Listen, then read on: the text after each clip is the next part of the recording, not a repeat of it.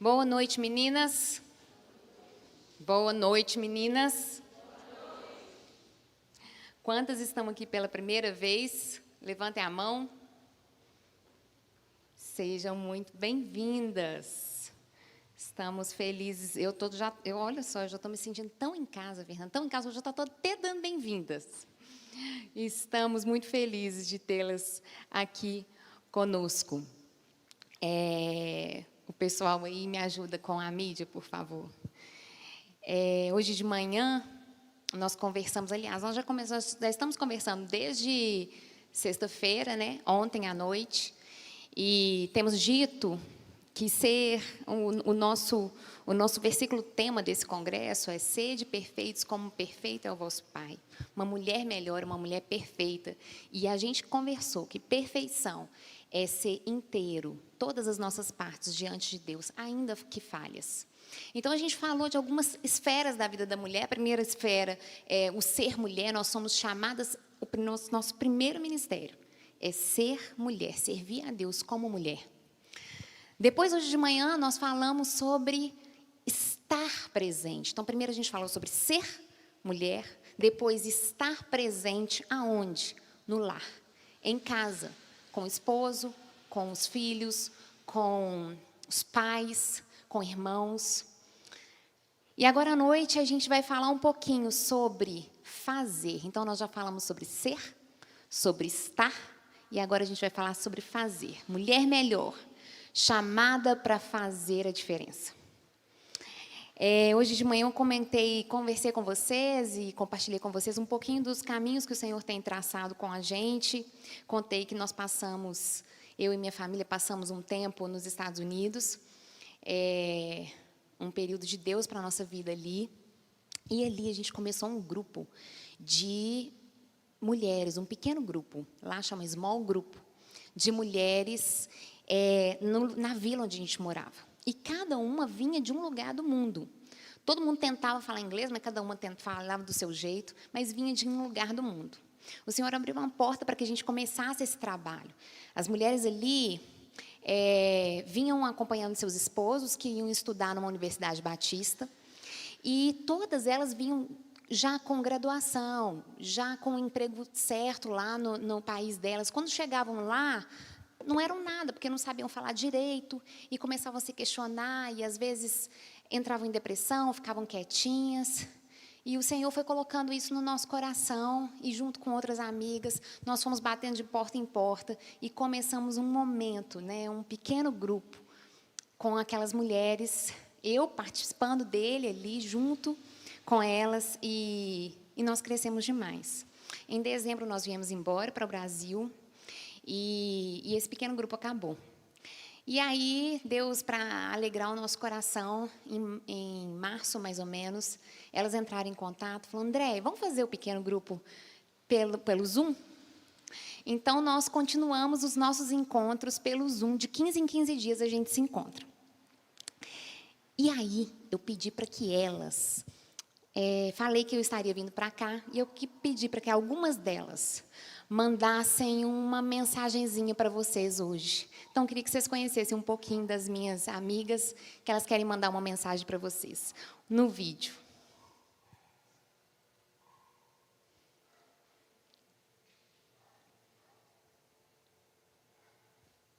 O som. Olá, minhas queridas e...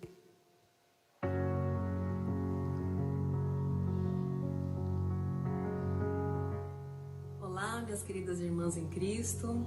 Quero compartilhar uma palavra com vocês que é muito conhecida, mas que precisamos relembrar para que nos traga esperança.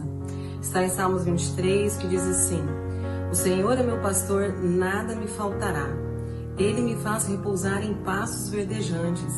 Leva-me para junto das águas de descanso. Diante de tantos desafios que nós temos como mulher, nós precisamos lembrar de que Jesus é o nosso pastor. E o pastor é aquele que cuida, é aquele que protege, é aquele que alimenta, que nada nos deixa faltar.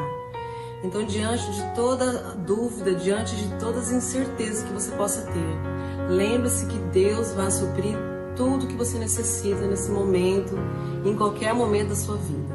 E lá na frente diz assim: bondade e misericórdia certamente me seguirão todos os dias da minha vida. Que esperança que essa palavra nos traz, tantas promessas de Deus em um capítulo só.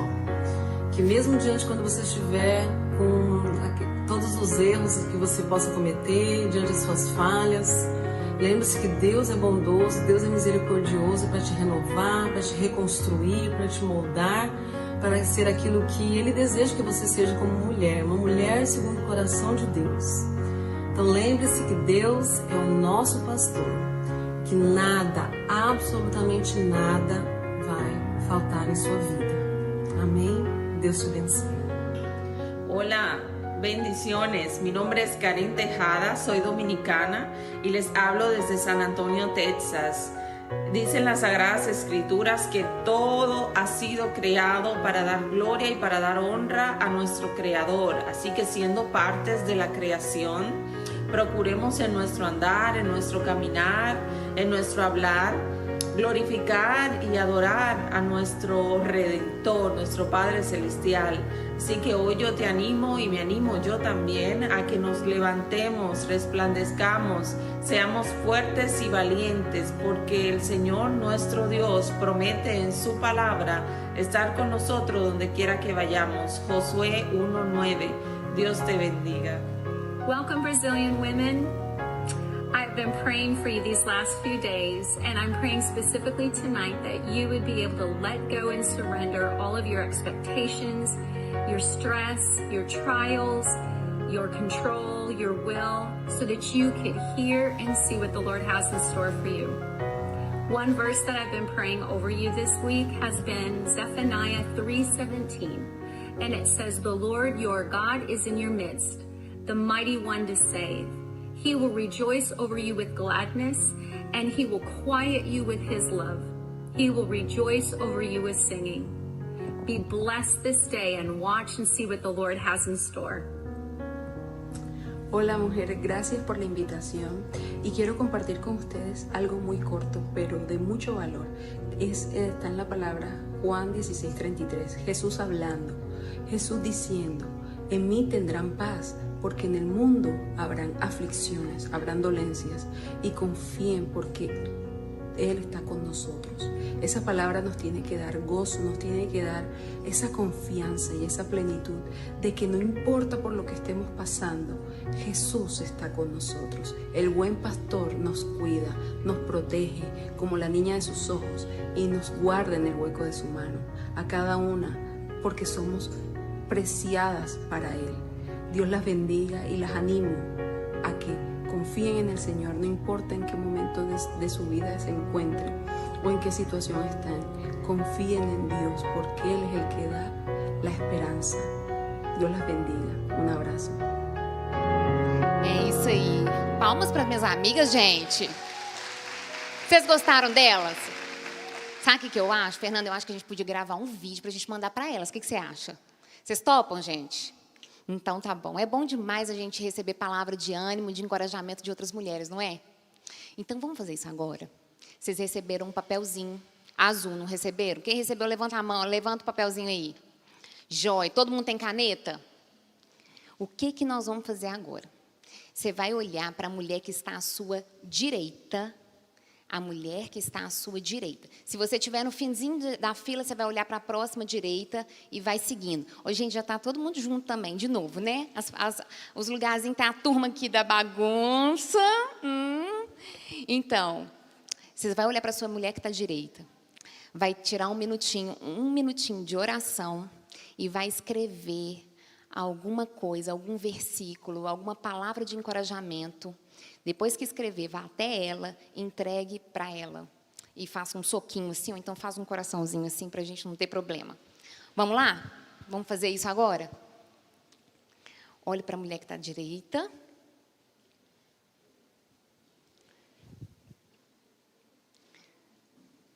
Peça a Deus um discernimento. E escreva um texto, uma palavrinha de ânimo para ela.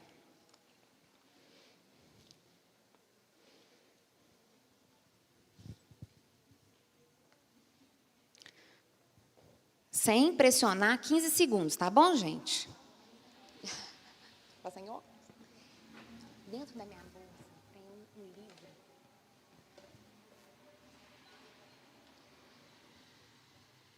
Deixa eu pegar um livro aqui.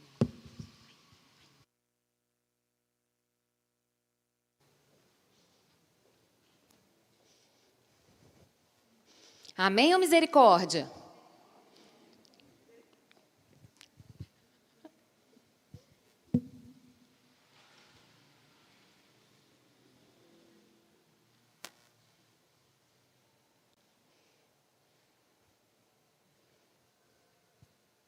Amém aí? Quem terminou? Teve alguém que já terminou, gente? Não, o pessoal está escrevendo quase um testemunho ali.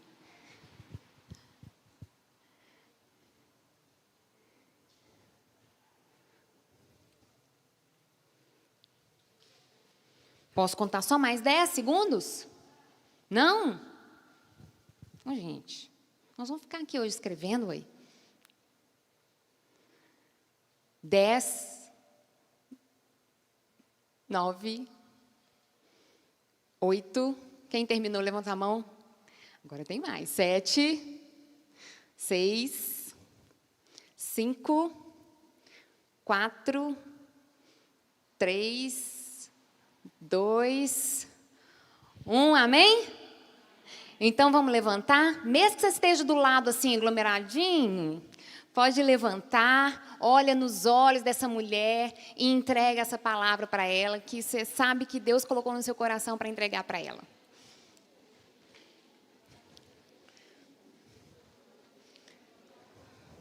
Isso, isso. Isso.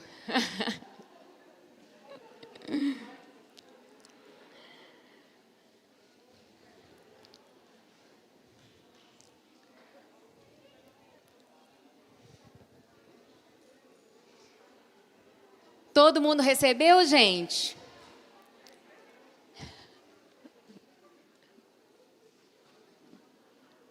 Todo mundo recebeu? Teve alguém que ficou sem papelzinho? Teve alguém que não recebeu o papelzinho? Me conta. Não recebeu?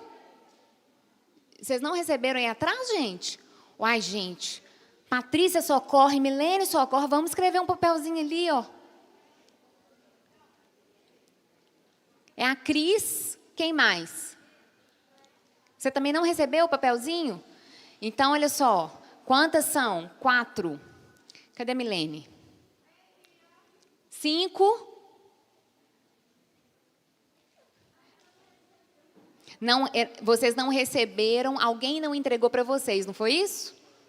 Isso. Então, a turma ali, ó, Fernanda, vou pedir para a turma sua ali que escrever uma mensagem para essas mulheres. Levanta a mão quem que é aí para elas te verem, gente. Quem não recebeu, vocês vão receber uma mensagem aqui especial. Aqui, também não? São os vácuos, né? Então, aqui, levanta a mão aí, as meninas verem e entregar. Bom, quem recebeu já leu? Já leu? Claro, porque a gente é mulher, vocês são curiosos, não é não? Vocês iam guardar até amanhã para ler? Não ia. Me conta aqui, trouxeram esse caderninho? Trouxeram? Fizeram a tarefa de hoje?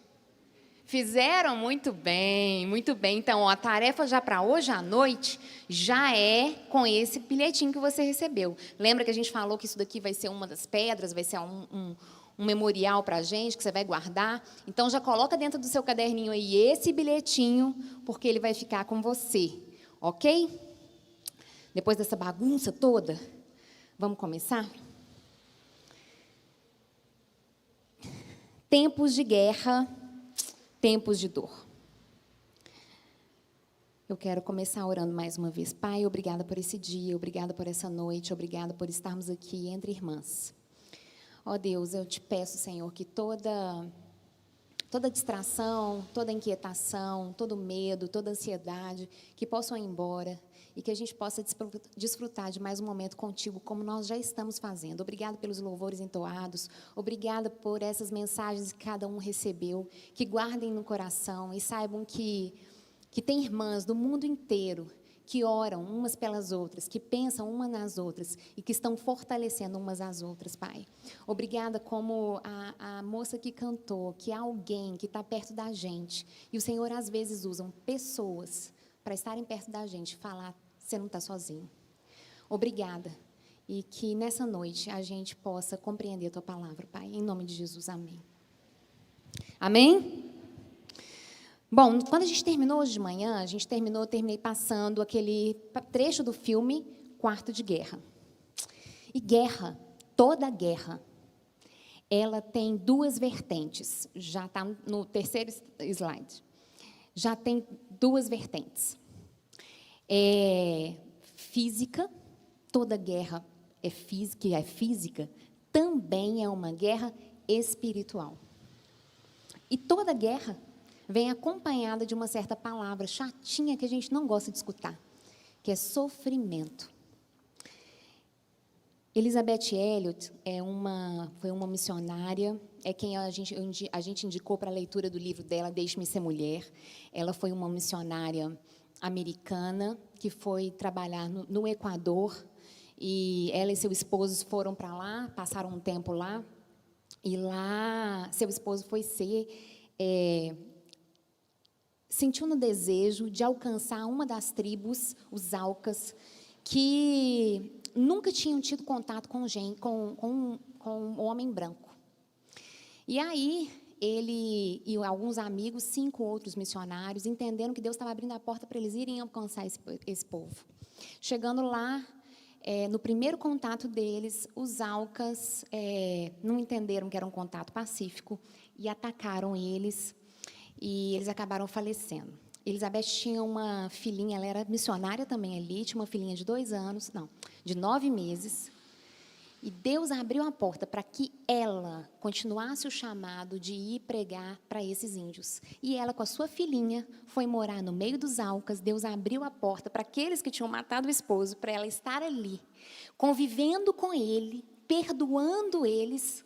A filhinha cresceu ali no meio deles. Depois, posteriormente, ela volta para os Estados Unidos, se torna, hoje, a autora cristã do século XX mais lida em todo o mundo.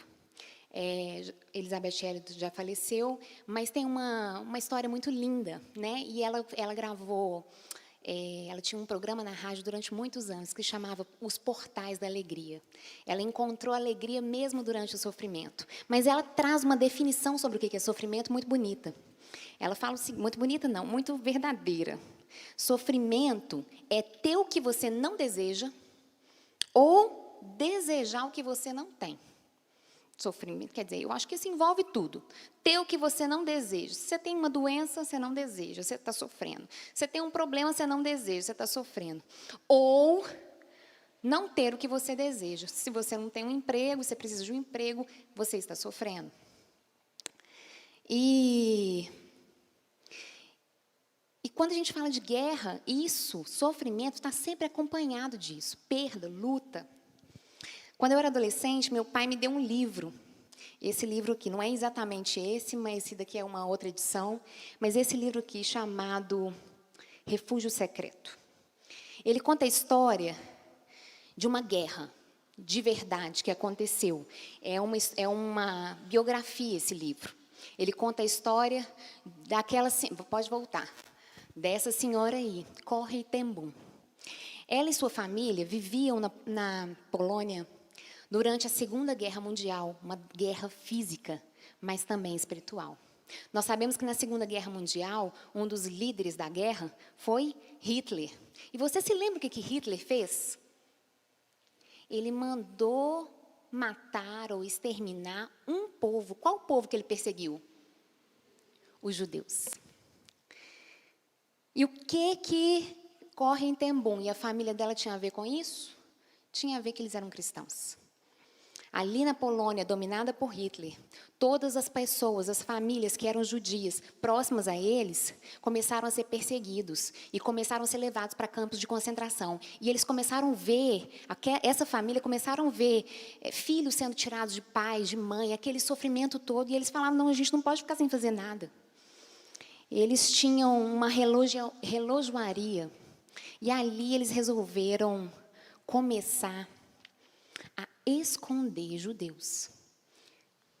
Era um lugar com 4 pavimentos, a casa deles era com 4 pavimentos.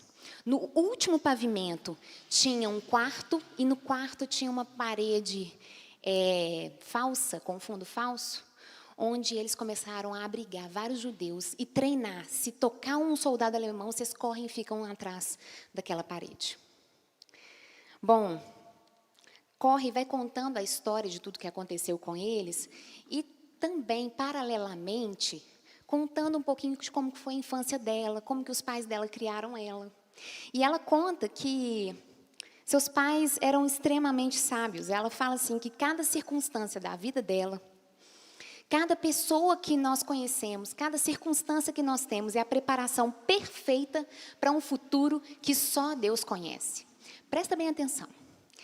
Cada circunstância da sua vida, cada pessoa que você conhece, sabe essa pessoa que está do seu lado aí? Olha para ela agora. Do outro lado também. É a preparação perfeita para um futuro que só Deus conhece. Mais cedo eu falei com uma irmã, esse encontro nosso aqui, ele foi marcado desde a eternidade. Isso é muito lindo, né? Então, o pai dela foi preparando ela, sem mesmo saber, para tudo que eles iriam enfrentar. Quando ela era novinha, ela gostava muito de viajar com o pai. O pai dela era um relojoeiro, e naquela época os relógios eram aqueles grandões. E eles viajavam de trem para entregar relógios em vários locais. E um dia eles estavam numa fila gigantesca, assim, ó, bem grande, e ela de mãozinha dada com o pai, lá no fim da fila. Eles estavam esperando a fila para entrar no trem. E aí ela começou a perguntar, ela gostava de bater papo com o pai dela e perguntar coisas sobre a vida. E aí ela falou, pai, a avó dela estava para morrer, ela falou, pai, como que vai ser, será, hein? Quando chegar a nossa vez, quando chegar a minha vez, como é que a gente vai sentir? Será que a gente vai estar preparado? Aí o pai dela falou assim, corre, depois eu te explico. E a fila foi andando, foi andando, foi andando, foi andando. Quando ele chegou próximo ao guarda para entregar o ticket, ele falou assim, corre. Quando a gente estava lá atrás, eu te entreguei o ticket para você entrar? Não, pai, você não me entregou, eu podia perder, eu sou criança. Ele falou, pois é, Deus age assim com a gente. Ele só nos entrega a porção de graça, de favor, de compreensão para o que nós vamos enfrentar quando a gente estiver chegando na hora de subir no trem. Às vezes a gente quer um pedaço de graça antes, mas é só na hora que a gente chegar ali para subir no trem.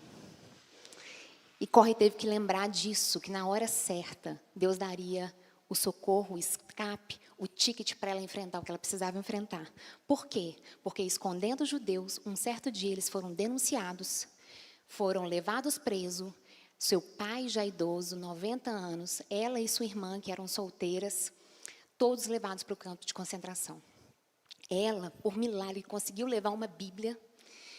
Deus fez com que a Bíblia ficasse escondida, porque os alemães não aceitavam Bíblia. E elas viveram todos os tipos de sofrimento dentro de um campo de concentração. Maus tratos, humilhação, fome, todo tipo de coisa elas viveram ali, privação. Viviam num cubículo, um cubículo assim, o pavilhão onde as mulheres ficavam, eram assim 2.000 mulheres dentro de um pavilhão pequeno, que cabiam 200, 300. Então, cada beliche eram 6, 7 mulheres numa beliche só, pensa isso. O colchão de palha. Teve um dia que surgiu ali uma coceira, porque uma adoecia, todo mundo adoecia, ficava ali todo junto o tempo inteiro. E uma começou a coçar, a outra, descobrindo que tinha, para piorar na situação, tinha pulga. E diante daquilo tudo, ela e sua irmã, Betsy, tomaram uma decisão. Eu estou nessa circunstância, eu estou vivendo isso daqui, eu estou vivendo isso porque eu escolhi proteger o povo de Deus, mas nós temos 2 opções, ou ficar aqui, chorando, lamentando e reclamando, ou tornar esse lugar um lugar melhor. Ela conta que ela era sempre mais mal-humorada, mais pessimista, e Betsy, que era irmã dela, já tinha um olhar dourado para as coisas. Quando surgiu a história da pulga, ela começou, coça de um lado, coça de outro, não é possível, agora é a pulga, nossa, está todo mundo, o que vai acontecer, o que vai acontecer? Aí a Betsy falou para ela, Lembra? Em tudo dai graças. Ela falou, Betsy, isso aqui não se aplica nesse contexto. Ela, em tudo dai graça. Isso não se aplica. Aplica, ora, corre. Senhor Jesus, muito obrigada pela pulga. Com raiva. Mas ela foi aprendendo a agradecer em toda e em qualquer circunstância. O que floresceu, aqui estou lembrando dessa árvore, dentro de locais secos, dentro do coração delas, foi a palavra de Deus que floresceu ali e fez com que aquele local florescesse. De noite, elas começaram a um pequeno grupo também e cantar louvores a Deus, mesmo em meio a todo o temporal, toda a dificuldade que elas estavam passando. As duas decidiram que todas as vezes que tivesse chamada de madrugada, porque às vezes eles mandaram elas se aprontarem para sair 3 horas da madrugada, no frio, raspavam o cabelo das mulheres, era uma coisa terrível. Elas duas resolveram, a gente sempre vai ser a última. Por quê? Porque elas ficavam na porta. Uma passava, Deus te abençoe, seu dia vai ser bom. Se prepara, Deus está preparando alguma coisa. Elas ficavam ali para encorajar as outras mulheres. A irmã de Corre, o pai dela e a irmã, morreram no campo de concentração. Mas Corre ficou viva. Saiu com vida. E a mensagem dela, espalhada pelo mundo inteiro, é uma mensagem de vida e de esperança. A carinha dela, assim, feliz, é sempre assim, as palestras que ela dava, sempre muito feliz. E ela fala o seguinte, nenhum poço é tão profundo que Deus não possa alcançar. Com Jesus, mesmo nos momentos mais difíceis e sombrios, o bem permanece e o bem maior há de vir. O bem maior é Ele que está conosco. Bom, guerras, períodos de guerras, períodos de baixa, crise, isso a gente tem muito nesse livro. Graças a Deus, porque a Bíblia é cheia de ilustrações, histórias reais, mas que servem de ilustrações para a nossa vida com as guerras e crises que nós enfrentamos. No livro de Juízes, no capítulo 4, eu já vou ler o versículo 3, é o relato de uma guerra. Juízes 4:3 diz assim, clamaram os filhos de Israel ao Senhor, porque eles estavam enfrentando uma guerra. Porquanto Jabim tinha 900 carros de ferro e por 20 anos oprimia duramente os filhos de Israel. A história do povo de Deus ela é marcada por períodos de guerra. Depois do êxodo, o povo foi formado e aí o Senhor preparou o povo para conquistar a terra. Mas para conquistar a terra, eles tinham que ter guerra para conquistar a terra. E foram aproximadamente 14 guerras para conquistar aquela terra. Depois da morte de Moisés, então, caminhou com eles no êxodo e enfrentou algumas guerras, mas foi Josué quem entrou com eles na terra e enfrentou mais guerras. Mas Josué morreu. E depois de Josué, o Senhor levantou uma nova liderança, uma outra liderança. O povo já não tinha mais Moisés, não tinha Josué, não tinha os patriarcas, Abraão, Isaac, Jacó, José. E Moisés e Josué, antes da morte deles, deixaram bem claro para o povo, olha só, está diante de vocês a bênção ou a maldição. Se vocês se aproximarem de Deus, Deus os protegerá e manterá na terra em paz. Se vocês se afastarem de Deus, vocês vão ter que enfrentar as consequências. O povo não escutou direito, não entendeu direito e vivia em altos e baixos. Ora eles prometiam, vamos servir a Deus, vamos para perto de Deus. Ora eles se afastavam completamente de Deus e serviam a outros deuses. E sabe, quanto mais eu estudo a história do povo de Deus, mais eu vejo o quanto eu sou parecida com eles. Eu não sei vocês, talvez vocês sejam muito melhor que eu. Mas tem épocas em que eu falo como Davi diz no Salmo 30 assim, ó, eu disse na minha prosperidade, quando estava tudo bem, quando estava tudo de boa, eu disse, jamais serei abalado. Quando está tudo bem na nossa vida, a gente dá uma escorregada, né? A oração fica em segundo plano, a palavra fica em segundo plano, só sou eu assim, gente? Alguém mais se identifica? Pois é. E a gente se afasta, e aquele povo fazia isso.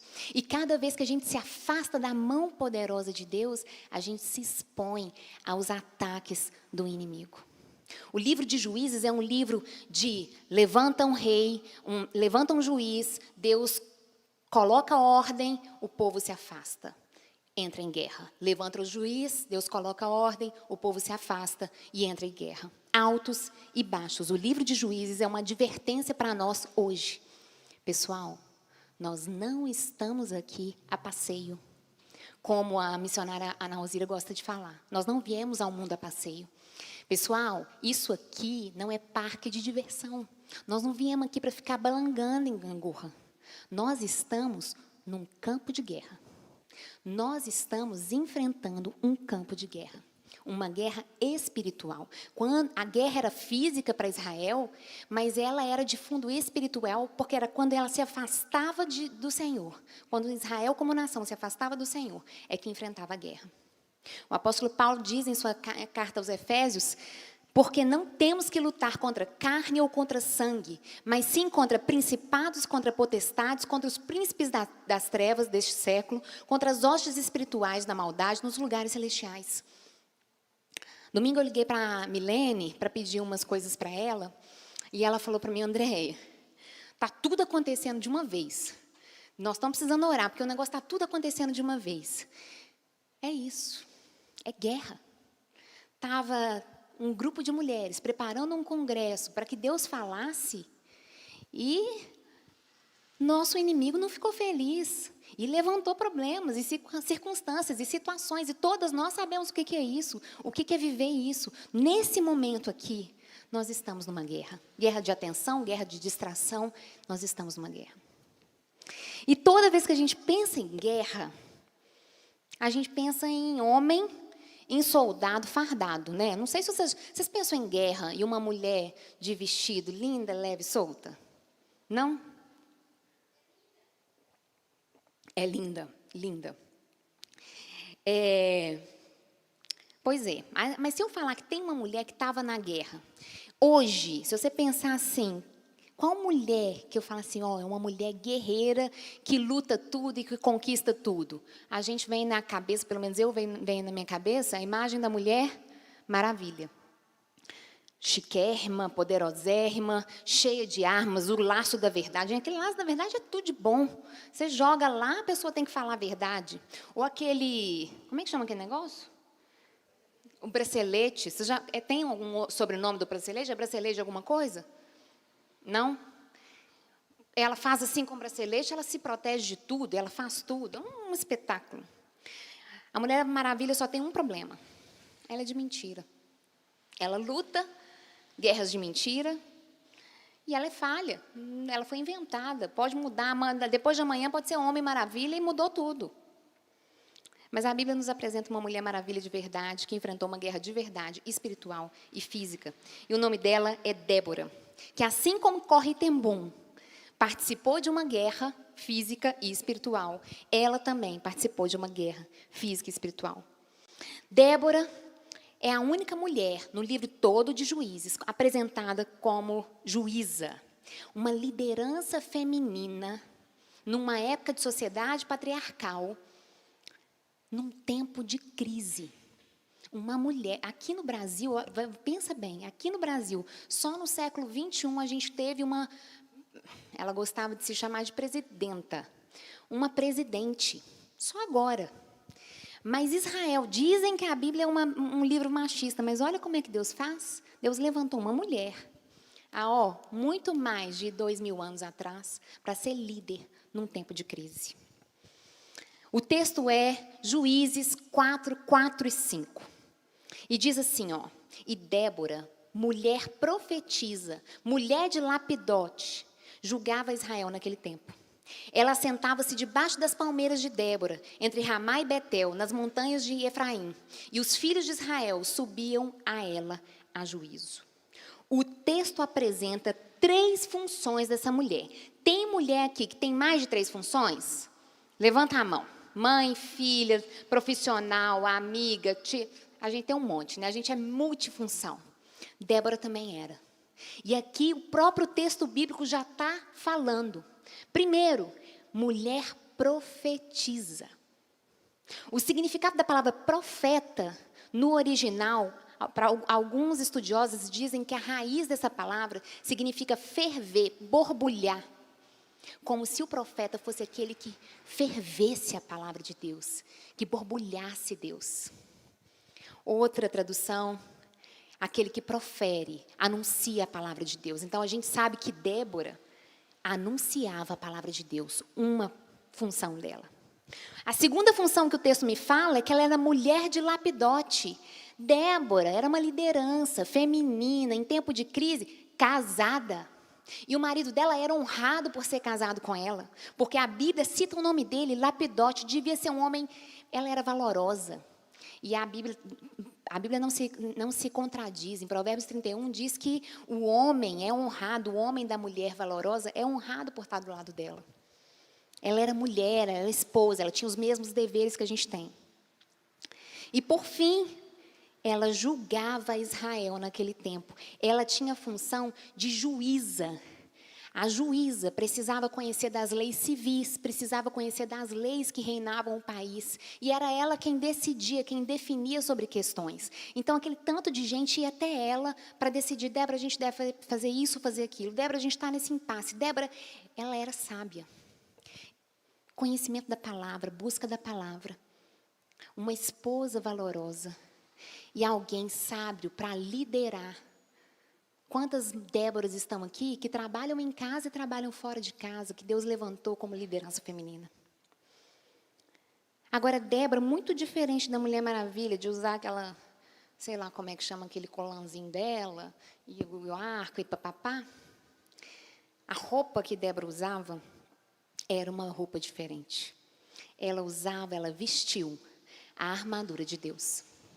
É Paulo em Efésios quem diz como é que se deve vestir uma guerreira do Senhor. Estai, pois, firmes, tendo cingido os vossos lombos com a verdade e vestida a couraça da justiça. Calçados os pés na preparação do evangelho da paz, tomando sobretudo o escudo da fé, o qual podereis apagar todos os dardos inflamados do maligno. Tomai também o capacete da salvação e a espada do Espírito, que é a palavra de Deus. Débora usou, naquele tempo de crise espiritual, naquele tempo de guerra espiritual e guerra física, ela usou apenas uma arma, a arma que Deus tinha dado a ela, a armadura de Deus. A palavra, ela é rica e ela é a nossa estratégia para esse tempo de guerra que nós estamos agora. Os livros de história nos contam sobre como as guerras mundiais aconteceram. Cada general se destacou por alguma estratégia. Teve uma das guerras muito famosas, que é França contra a Rússia, que na época de Napoleão Bonaparte, em que a França estava ganhando tudo, Napoleão Bonaparte conquistando toda a Europa. Acontece que o exército russo resolve ter uma estratégia. Eles falaram o seguinte: todas as cidades. A ideia do exército de Napoleão era: chega na cidade, invade as casas, come tudo, se veste e continua.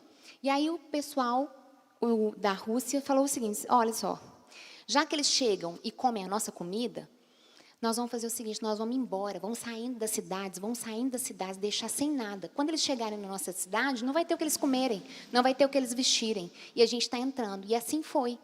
E Napoleão foi avançando, mas chegava num lugar, não tinha para comer. O exército foi ficando fraco, até que quando eles chegaram mais no interior da Rússia, já num frio danado, o exército menor russo conseguiu derrotar o exército de Napoleão, porque o exército estava fraco. Isso é uma estratégia de guerra. Débora também arrumou a estratégia dela de guerra. E a gente vai acompanhar aí as regras básicas da estratégia dela de guerra, nessa guerra física e espiritual. Diante daquela situação, qual que era a situação? O exército dos cananeus estavam oprimindo Israel durante 20 anos. 20 anos oprimindo, entrando, derrotando, pegando a comida, pegando tudo. Débora, ciente da palavra de Deus, fala o seguinte: Débora mandou dizer a Baraque: está claro para mim que o Eterno, o Deus de Israel, ordena isso a você. Suba ao Monte Tabor e prepare-se para a guerra. Leve 10.000 soldados de Naftali e Zebulon. Garanto que você vencerá a guerra. A primeira estratégia que Débora usou, que é usada em várias guerras hoje em dia, é encorajar as pessoas. No caso aqui, encorajar pessoas a fazerem a vontade de Deus. Na guerra espiritual. Todo mundo aqui está vivendo uma guerra nesse momento. Como estratégia para derrotar um inimigo, encorajem pessoas a fazer a vontade de Deus. Baraque, quem era Baraque? Baraque era o general, era o responsável pelo exército de Israel. Ele estava com medo. A gente não sabe ao certo por que ele não estava tomando a frente para lutar, mas é certo que ele estava parado. E aquela juíza, tendo consciência da palavra de Deus, falou assim, Baraque, vamos. Baraque, você precisa ir. Baraque, Deus vai te dar a guerra. Baraque, vai. Débora reconhece que existem funções diferentes no reino de Deus e nas guerras de Deus e na igreja de Cristo. Presta atenção, ela não foi para a guerra lutar com espada e com tudo. Ela foi para a guerra com a palavra. Segundo a Fernanda, são 30 mil palavras que a gente fala. Então, ela tinha muita palavra para falar. Baraque era homem, não tinha tanta palavra para falar, mas ele tinha força. Dentro das guerras, o Senhor levanta cada um para atuar numa frente. Às vezes a gente pede do nosso marido certas coisas, a gente se considera mais espiritual, mais isso, mais aquilo. Mas dentro da guerra espiritual, às vezes a função dele é aquela, de estar ali agindo diferente da gente. Débora entendia isso. Baraque falou para ela, olha, Débora, eu vou, mas eu vou só se você for. Não é por covardia. É porque ele também entendia que existiam duas funções. Uma de encorajar, de falar, vai, Deus está com você. E a outra, de agir, de batalhar, de estar ali lutando. Jesus Cristo é aquele que sempre encoraja e vê nas pessoas aquilo que elas mesmas não têm. Débora falou com Baraque, Baraque, vai, você vai ganhar. Ela falou isso para um homem que estava com medo, medroso. Jesus Cristo chamou Simão. Simão, aquele discípulo que ora estava lá, outra cá, era impossível, falava, tu és o Cristo, Filho de Deus vivo, mas logo depois o Senhor repreende ele, fala, afasta-se de mim, Satanás. Ele era inconstante como uma areia. Ele ainda iria negar Jesus, mas antes disso, Jesus olha para ele e fala assim, Simão, tu és Pedro. Simão, você que é inconstante como uma areia, eu vejo em você Pedro, pedra, forte, estável, corajoso. Jesus chama para fora da gente o que a gente não tem. Ele nos chama de forte quando a gente é fraco. Ele encoraja, ele está sempre empurrando a gente para frente. Na luta, nas guerras espirituais, é importantíssimo a gente aprender a lutar com a palavra, falando vida. A pior luta, a pior guerra que nós temos é na nossa mente. O inimigo planta mentiras, recorda pessoas, gente vem falando coisas para a gente. E nós precisamos, como Débora, conhecer a palavra, beber a palavra, para que a gente possa derrotar as armas do inimigo. Se vem falando para você, olha, vai faltar tudo, vai faltar provisão na sua casa, você fala, o Senhor Jesus é aquele que é o meu pastor e nada vai me faltar. Repetindo a palavra, que a gente luta e desarma o inimigo. Eu vi recentemente uma moça contando a história de que, durante um tempo em casa, ela passou um período terrível de depressão e ela só pensava no pior. Até que ela começou a estratégia de falar vida. E o que foi isso? Ela escrevia versículos em post-its e colava em todas as partes da casa dela. Por onde ela ia, ela olhava e recitava, olhava e recitava, olhava e recitava. E falava, e ali ela estava lutando. Fale vida. Murmuração não adianta nada, reclamação não adianta nada, falar mal do outro não adianta nada, encoraje pessoas, porque isso o Senhor se alegra. A segunda estratégia de Débora é honre as companheiras. Olha só, qual que é a história? Então, Jabim, o rei dos cananeus, e Sísara, que era o general, estavam lá oprimindo Israel. Débora empurra Baraque junta a turma toda de Naftali, o pessoal fortão, e começam a lutar, e começam a ir para a guerra. E como Débora falou, porque Deus havia colocado no coração dela, a guerra é de vocês, vocês vão ganhar, eles começaram a ganhar a guerra. E aí, beleza, ótimo, quer dizer, Baraque e Débora são os grandes vencedores dessa guerra. Não. Eles começam a ganhar a guerra, e aí Sísara, que é o general do pessoal inimigo, foge do coração dele. matando o general do exército inimigo. André, mas ela não era judia. Por que ela fez isso? Ela fez isso porque a gente não sabe. Talvez ela tenha escutado as histórias do Deus de Israel, que é um Deus vencedor, que abriu o mar para o povo passar, que fez muralhas de Jericó caírem, que caminhou com esse povo com coluna de fogo, com nuvem durante o dia. Talvez ela tenha escutado e crido nesse Deus e falado, eu vou lutar essa guerra por eles. O que eu sei é que Deus usou essa mudança pequena, rápida, na vida dela, para colocar ela no lugar certo, na hora certa, para fazer a coisa certa. E ela derrotou o inimigo. Agora, presta atenção, Débora é a líder, poderosona. Baraque é o que está lutando. O inimigo foi vencido. Débora poderia ter fingido de boba e ter falado assim, não, nós ganhamos, olha que beleza. Mas ela não fez isso. Ela escolheu enaltecer, honrar Jael.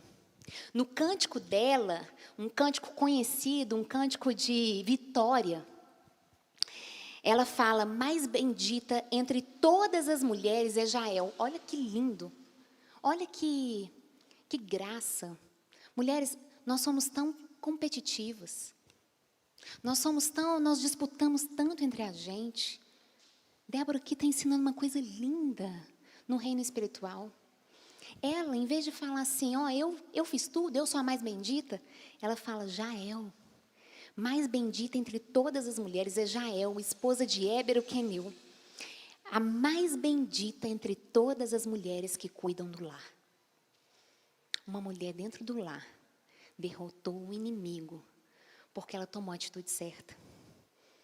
Generosidade, sabe? Em batalhas, uma coisa que destrói é o fogo amigo. Vocês já ouviram falar sobre fogo amigo? Fogo amigo é quando, durante a batalha, os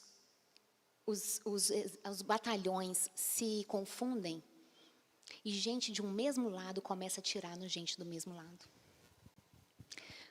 Gente do mesmo exército, de uma mesma nação, de um mesmo reino, e às vezes o reino de Deus, começa a atirar em gente do mesmo reino.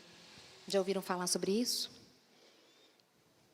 Temos que ter cuidado e lembrar que a nossa luta não é contra carne nem contra sangue. Sabe, a crítica, até a construtiva, ela pode derrubar uma pessoa que está na beira de uma depressão. Ela pode destruir uma vida. Ela danifica a imagem de Deus que está na outra pessoa. Sabe, a fofoca, ela pode destruir uma família. Vamos juntar num grupo de oração? Nossa, nós temos que orar por irmã fulaninha de tal. E aí, conta a história da irmã fulaninha de tal todinha. Eu não posso perder isso, eu tenho que te contar sobre isso. Eu imagino, Fernanda, que aqui isso não aconteça. Mas em muitos lugares isso acontece. Nós criticamos, nós falamos, acho que nós falamos demais. Salomão diz que no excesso, na multidão de palavras, há transgressão. Quanto mais a gente fala, mais bobagem a gente diz. Tem hora que a gente tem que ficar calado e pedir a Deus discernimento. E escolheu encorajar, elogiar o dom da outra. Meu Deus, como é que você canta lindo.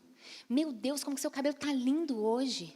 Nossa, mas você está lindo. Nossa, como que você veio mais feliz. Que bom te ver hoje. Gente, tem hora que a gente vê uma mulher linda e a gente não fala.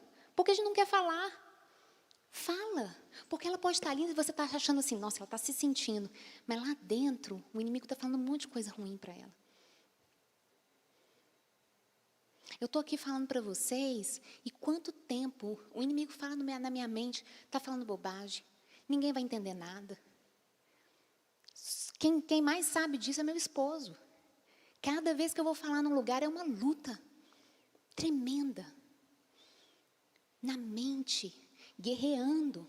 E eu preciso recordar as palavras de Deus que me dizem quem eu sou. Mas às vezes Deus usa a irmã para lembrar a gente. Às vezes uma irmã vem e fala, meu Deus, como que Deus te usou? E outras vezes, outras guardam isso para si, sem saber que a outra está sofrendo, que está sentindo, que está doendo. Tiago, capítulo 3, versículos 5 e 6, diz o seguinte, basta uma faísca para incendiar uma floresta inteira.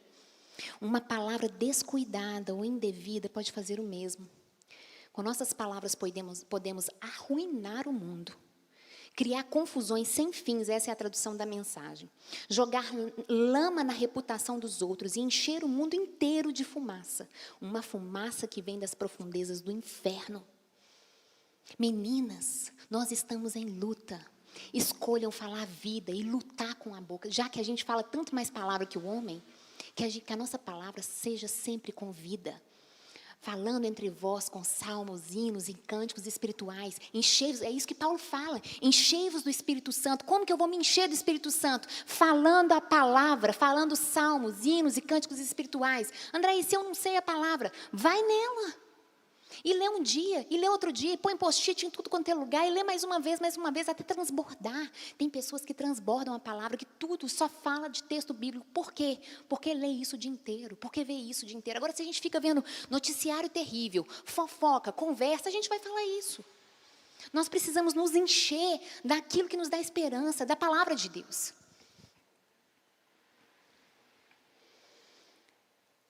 A terceira estratégia de guerra que Débora escolheu foi o cântico.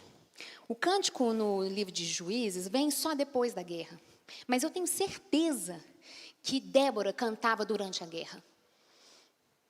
Ela fala, avante, ó minha alma, avante. Vamos lá, vamos cantar firme. Acho que durante a batalha ela também cantava.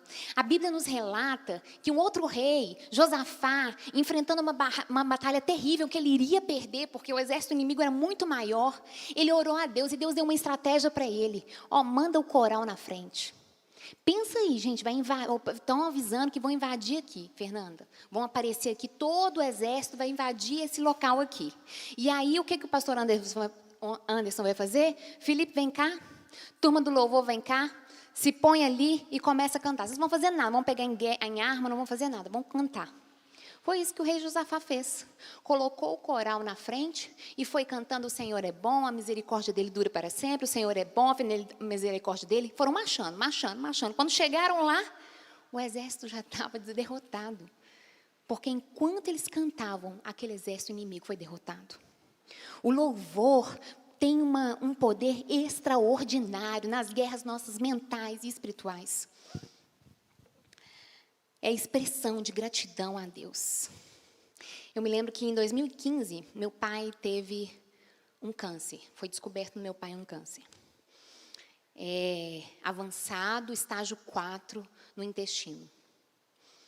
E todo mundo, a igreja inteira, meu pai é pastor, a igreja inteira orando, pedindo a Deus e tal. E o médico falou, vamos operar. E a operação iria durar 8 horas. Ele ia tirar 15 centímetros do intestino. E aí fui eu e minha mãe para o hospital, meu irmão acompanhando também. E meu pai entrou na sala de cirurgia. E foi passando o tempo, o pessoal da igreja, André, resultado, nada. Minha mãe quieta. Daí a pouquinho, quando foi dando assim umas 6 horas de cirurgia, 7 horas de cirurgia, a médica que estava acompanhando, uma das médicas, saiu para dar retorno para a gente. E ela falou assim, olha, a situação não está boa, porque parece que eu vi, não sei como é que os médicos aí vão saber, parece que ela viu sinais de metástase em outros locais, de outros tecidos comprometidos, mais do que ela imaginava, depois que ela abriu. Quando ela saiu, eu olhei para minha mãe. E minha mãe, gente, é uma mulher de tirar o chapéu. Ela começou a andar na sala de espera, de um lado a outro, recitando um salmo atrás do outro. Um salmo atrás do outro. Um salmo atrás do outro. A operação durou 14 horas. E minha mãe recitando, e ela falou para mim, você não vai falar nada para o seu pai, que ela viu metástase, que ela viu outras coisas. Você não vai falar, nós não vamos falar. Nós vamos recitar as promessas do Senhor. Quando a igreja pediu para que a gente desse uma notícia oficial para a igreja, ela falou, filha, escreve aí, manda aí para eles. Grandes coisas fez o Senhor por nós e por isso estamos alegres. Ela cantou a vitória antes que a vitória chegasse. Falei, mãe, você tem certeza? Ela olhou para mim e falou, André, quem é seu Deus? Quem é seu Deus? Ainda que possa acontecer o pior com seu pai, a vitória é nossa no final. No final, a vitória é nossa. Um dos hinos que ficou no nosso coração naquela época, que ela cantava, meu pai cantava, e hoje nós cantamos. Meu pai, gente, está bem, está feliz, está trabalhando, está na igreja. A história, a médica viu errado, não tinha metástase. Ele fez aquela cirurgia, passou pela quimioterapia inteira trabalhando, e está bem.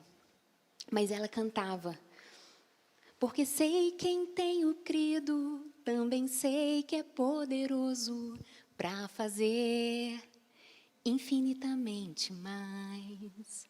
Ela cantava, sim, Senhor, eu sei que é soberano, és um Deus tremendo, Pai de amor bondoso.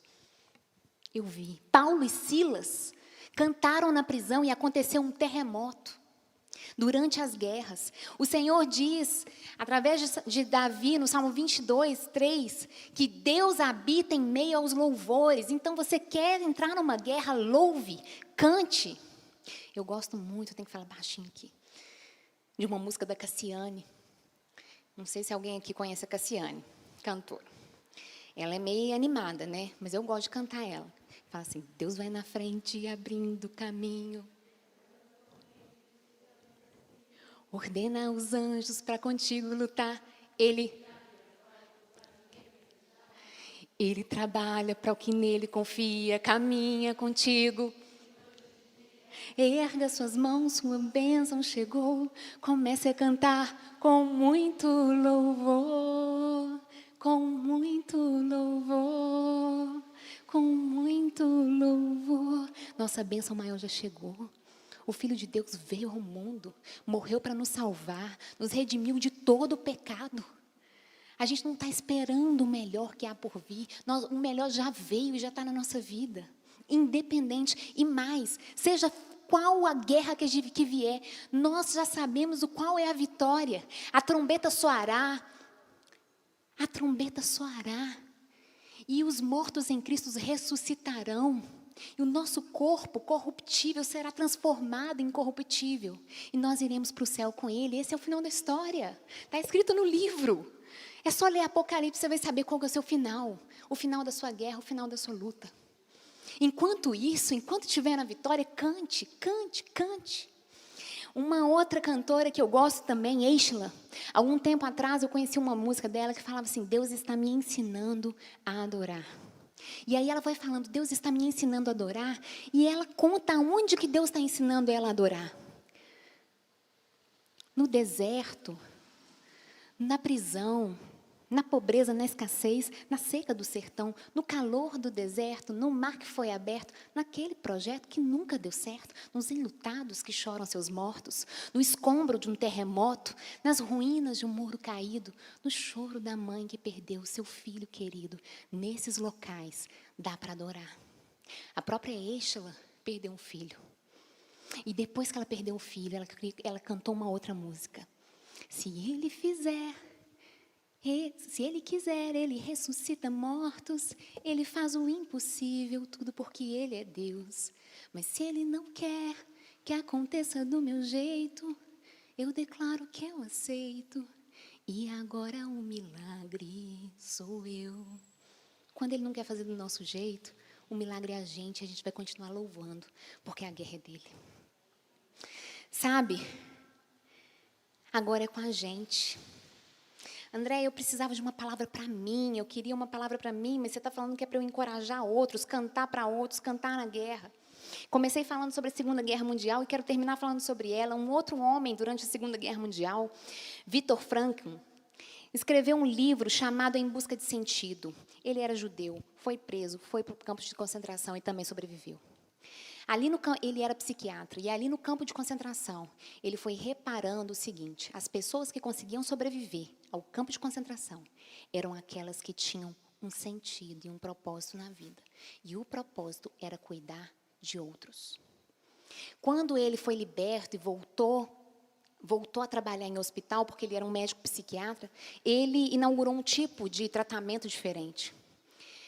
E a terapia dele começava o seguinte: quando vinha alguém com depressão, com crise, com algum problema, a primeira pergunta que ele fazia assim é que: por que você não quer morrer? Por que você não morre? E a pessoa falava: eu não quero morrer porque eu tenho que cuidar do meu pai. Eu não posso, não é que eu não quero morrer, eu não posso morrer porque eu tenho um filho. Eu não posso morrer. E ele foi descobrindo que todo mundo que tem alguém para cuidar, que tem alguém para tratar, tem um sentido e um significado na vida. Quando a gente se mergulha em si mesmo, nos nossos próprios problemas, em autocomiseração, tadinho de mim, isso está acontecendo comigo, a gente afunda. Só tem um jeito da gente levantar, é olhar para o outro, é amar o outro. Viktor Frankl diz: nada proporciona melhor capacidade de superação e resistência aos problemas da vida e dificuldades em geral do que a consciência de ter uma missão a cumprir na vida.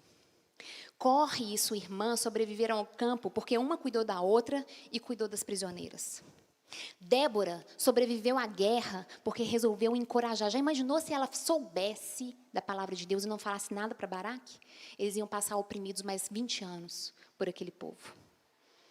Jó, enquanto se lamentava, Deus não agiu. Ele ficou lá falando, Deus escutando, mas Deus não agiu. Mas quando Jó resolve orar por seus amigos, não por ele, por seus amigos, a Bíblia conta que Deus restaurou a sorte de Jó e deu a ele o dobro do que ele tinha. Jesus Cristo no Calvário, sofrendo a maior dor da humanidade, ele salva um ladrão, ele dá um futuro para Maria, ele fala para João: João, eis aí a sua mãe, mãe, eis aí o seu filho. E ele ainda fala para o Senhor: Deus, perdoa esse pessoal aqui, porque eles não sabem o que fazem. Encorajem, mulheres. Todo mundo aqui está vivendo guerra. O inimigo está falando coisas no coração e na mente de cada um de nós. Cabe a nós lutar e ajudar umas às outras, a falar vida, a contar sobre os planos de Deus, a cantar, a louvar, a fazer diferença. Levanta e resplandece, porque já vem a tua luz. Amém? Vamos ficar de pé? Queria pedir a ajuda da equipe de louvor aqui. E eu queria que você começasse a pensar sobre as suas próprias guerras, mas mais especificamente, pedir a Deus para colocar pessoas no seu coração hoje. Pessoas que você queria ter falado alguma palavra e resolveu não falar. Pessoas que você sabe que estão vivendo momentos difíceis. Eu quero que nesse momento seja um momento de se colocar diante de Deus para que Deus te use. Vamos fechar os olhos? Pai de amor, obrigado por essa noite, obrigado pela tua palavra, obrigada por esse tesouro que o Senhor nos deixou, Pai. Pai, pereceríamos de angústia se não fosse a tua lei, que é lâmpada para os nossos olhos, que é guia, que é instrução. Deus, coloca essa palavra no nosso coração, nos ajude a guardá-la, nos ajude a transbordá-la, nos ajude a falar vida na vida das outras pessoas, a soprar encorajamento. Deus, nos ajude a inspirar outras pessoas, a dar esperança para outras pessoas. Nos ajude, Deus, nos ajude a louvar no sofrimento, na dor, na tribulação, ó Pai. Nós te pedimos aqui, Deus, que o Senhor nos dê coragem essa semana para fazer diferença na vida de alguém e que isso vire hábito para a gente. Ainda que a gente esteja passando o mais terrível sofrimento, que a gente tenha coragem de ir atrás de uma mulher e dizer para ela: faça os planos de Deus, Deus te ama, Deus nos ajude, tire de nós toda a autopiedade, toda a autocomiseração, que a gente entenda que a gente está aqui por um propósito, e um propósito maior: servir uns aos outros e servir ao Senhor Jesus. Nós te pedimos isso, Pai. Senhor, usa-nos, sonda-nos, quebranta-nos e nos faça ser farol para iluminar esse mundo em escuridão. É o que eu te peço hoje, em nome de Jesus. Amém.